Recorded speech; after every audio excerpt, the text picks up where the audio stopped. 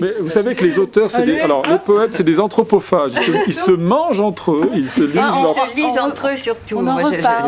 C'est vrai, mais c'est important aussi. Et c'est très important. Et ça, dans les classes, je le dis. Je dis, vous savez, moi, Thierry Cazal, je n'ai rien à faire de Thierry Cazal. Moi, Thierry Cazal, ça va bien un moment. Il y en a même un qui a joué mon rôle, j'ai fait cet après-midi, dans une classe. Je lui dis, bon, c'est toi, Thierry Cazal, tu vas faire Thierry Cazal à ma place. Et ça s'est très, très bien passé. Alors, qui êtes-vous ? Parfois, dans une classe, quand j'arrive, je montre ma carte d'identité et je dis, voilà, Thierry Cazal, je suis né à Bagnols-sur-Cèze, dans le Gard, pas très loin d'Avignon, d'Orange. Je viens d'avoir 49 ans, donc je donne des informations, j'ai 2 enfants, je mesure 1m87, j'ai les yeux marrons. Vous me connaissez ? Et il y en a qui disent oui. Je dis, là, avec ces informations, je montre ma carte d'identité, je dis, vous me connaissez vraiment ? Oui. Et puis il y en a qui disent non. Je dis, mais qu'est-ce qui manque ? Il y en a qui disent, on ne sait pas où vous habitez, on ne sait pas ça. Puis au bout d'un moment, très rapidement, les gens ont compris qu'on peut épuiser les informations, les détails de la biographie de quelqu'un, mais en fait, on ne connaît pas quelqu'un tant qu'on ne sait pas qu'est-ce qui le touche, qu'est-ce qui l'émeut, quel est son oiseau préféré, qu'est-ce qu'il a fait quand il s'ennuyait le dimanche, enfant.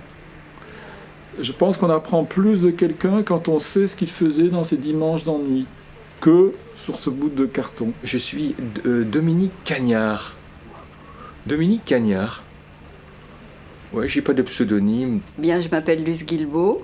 J'écris de la poésie, je fais de la peinture, je jardine, je fais de la cuisine, j'ai un petit-fils. Enfin voilà, je suis une femme normale et bien occupée par toutes les choses que j'aime. David Dumortier. Que faites-vous ? Je suis assis sur une chaise à Landivisiau.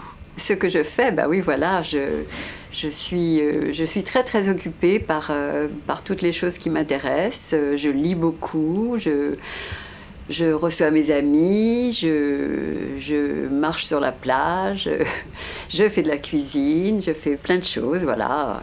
J'écris, mais surtout je me promène beaucoup, quoi. Je me promène. Aujourd'hui, j'étais me promener 1 heure au bord de la mer. Là. Je ne peux pas recevoir une journée s'il n'y a pas une promenade au moins d'1 heure, quoi. Puis j'écoute beaucoup de musique, j'aime la musique. De la musique avant toute chose. Je trouve que l'écrivain, il a plutôt tendance, c'est le poète, encore plus, à défaire, c'est-à-dire non, à aller voir ce qu'il y a derrière le décor. Mais qu'est-ce qu'on fait là ? Avant de faire, qu'est-ce qu'on fait ici ? Alors si j'avais à me dire qu'est-ce que je fais, voilà, j'essaie d'aller voir derrière le décor pour savoir si notre pièce de théâtre qu'on joue quotidiennement, et on en joue tous une, et peut-être moi aussi d'ailleurs, si finalement, qui a écrit ce texte, et est-ce qu'on ne pourrait pas peut-être réécrire ça pour que ça soit plus intéressant, plus vivant ? Où allez-vous ? Je sais pas, on verra. Je vais ailleurs. Ailleurs sans heure. Quand on me dit où allez-vous, je dirais c'est un peu comme que faites-vous, que produisez-vous, quel est votre mouvement, quel est votre chemin. C'est grosso modo comme un escargot, on va le suivre avec son filet de bave. Alors ta bave, elle va vers où ? Et moi j'aurais tendance à dire que écrire et vivre, vivre étant peut-être encore un métier encore plus difficile qu'écrire, c'est aller vers le présent. Où je vais ? Eh bien je vais vers la fin de ma vie, comme tout le monde. Qu'est-ce que c'est pour vous la poésie ? La poésie, c'est un cœur bien gros, bien lourd, bien rouge, bien battant. C'est le partage des mots, sans doute, bien sûr. Un immense cambriolage de la langue. Voilà ce que c'est. La poésie, c'est quand les mots se rencontrent pour la première fois. C'est ce fil invisible qui nous conduit comme ça et qui fait qu'on est toujours vivant, quoi. Ce qui m'intéresse, justement, c'est quand les mots, comme 2 silex, se frottent et vont créer une étincelle, un feu. C'est quand des mots inattendus se rencontrent et vont saisir, vont se dire « Tiens, je n'avais jamais vu ces mots comme ça. » Et d'un seul coup, ils deviennent neufs. Ils étaient usés et ils deviennent comme des nouveau-nés, comme si on ne les avait jamais prononcés. Et pour moi, c'est ça la poésie, c'est redonner aux mots leur vivacité de naissance. Qu'est-ce que vous avez fait aujourd'hui à Landivisiau ?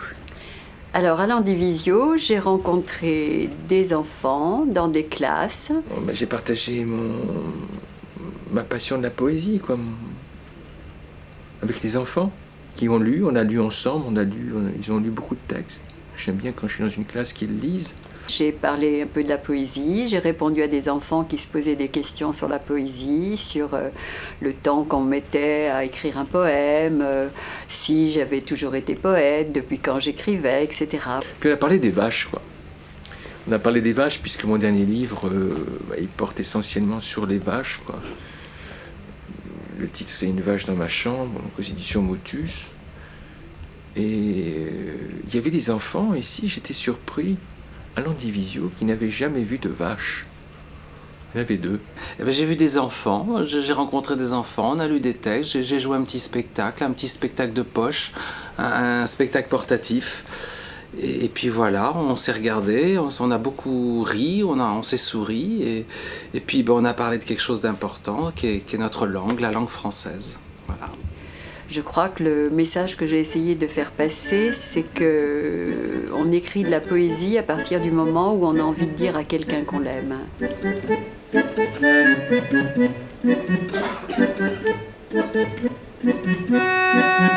Les mots résistent. Je crois qu'on écrit aussi pour résister contre l'emprise de l'image qui peut nous dévorer, quoi. L'emprise de l'écran aussi. Et je dis aux enfants surtout, résistez, osez. Dans ce qui concerne les mots, je pense que c'est le chemin de l'intensité de la langue, de l'intensité de l'humain et de l'intensité de l'être. Ce que j'aurais envie de dire sur la poésie, c'est qu'il ne faut pas en avoir peur. Il ne faut pas en avoir peur, il faut ouvrir les livres, il faut se laisser avoir par ces petits moments d'intensité, d'émotion. Et je crois que la poésie, c'est quelque chose qui nous aide à vivre. Et on devrait vivre un petit peu plus en poésie, vous voyez, et puis prendre ce temps de lire comme ça aux autres, surtout les enfants. Je crois que c'est très important, parce qu'ils auront besoin d'une langue toute leur vie pour se défendre. Et la poésie peut quand même bien les aider. Voilà.